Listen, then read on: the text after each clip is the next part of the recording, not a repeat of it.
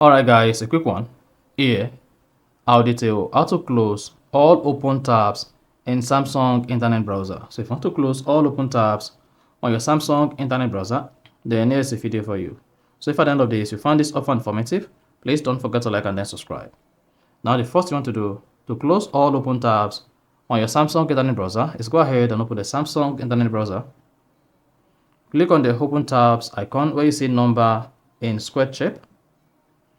Then go ahead and click on the three dots at top right.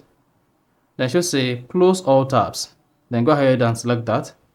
Then it should say all of your tabs closed, including group tab.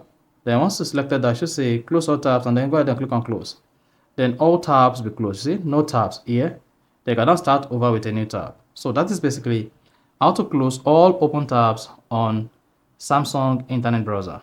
So if you found this offer informative, please don't forget to like and then subscribe.